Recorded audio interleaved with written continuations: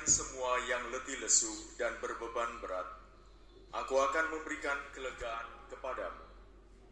Pikulah kuk yang kupasang dan belajarlah padaku. Sebab aku ini lemah lembut dan rendah hati, maka hatimu akan mendapat ketenangan. Sebab enaklah kuk yang kupasang dan ringanlah bebanku. Demikianlah sabda Tuhan. Syukur kepada Allah. Terpujilah Kristus.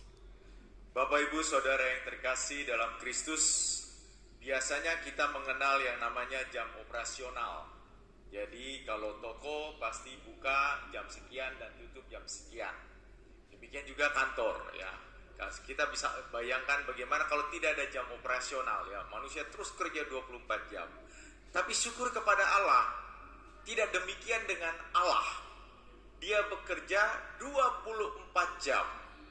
Kita bisa bayangkan seandainya Allah punya jam operasional ya. Dia buat pengumuman lewat pastor paroki, tolong diumumkan kepada umat katedral, jangan ganggu saya dari jam 9 malam sampai jam 6 pagi. Karena jam 6 pagi mulai misa kan gitu, harus diganggu. Kita bisa bayangkan kalau itu yang terjadi ya. Bapak Ibu Saudara yang terkasih dalam Kristus, itu tidak pernah terjadi ya.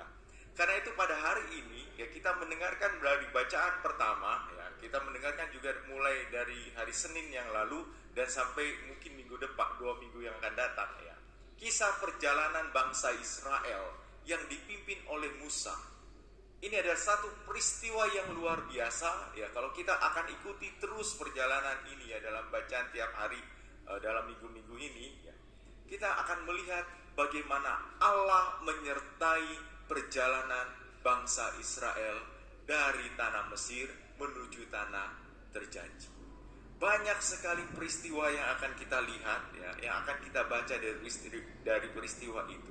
Pengalaman pahit, pengalaman manis, pengalaman kasih, dan juga pengalaman kebencian.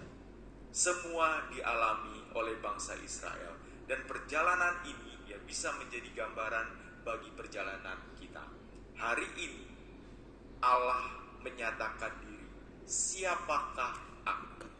Aku adalah aku. Yang dalam bahasa Ibrani disebut Yahweh, YHWH, Yahweh.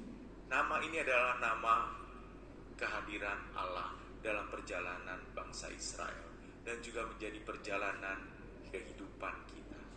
Karena itu Bapak Ibu Saudara yang terkasih dalam Kristus, tidak pernah lupa, tidak pernah lelah kita merasakan kehadiran Allah dalam kehidupan kita.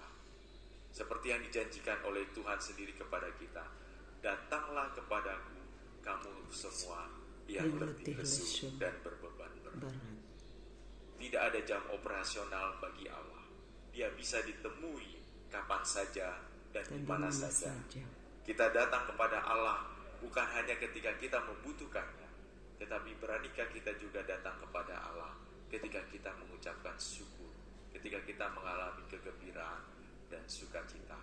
Semoga bacaan-bacaan kita, perjalanan-perjalanan hidup kita senantiasa mengingatkan kita akan kehadiran Allah yang luar biasa itu dalam kehidupan kita. Tidak pernah lelah kita mengucap syukur dan memohon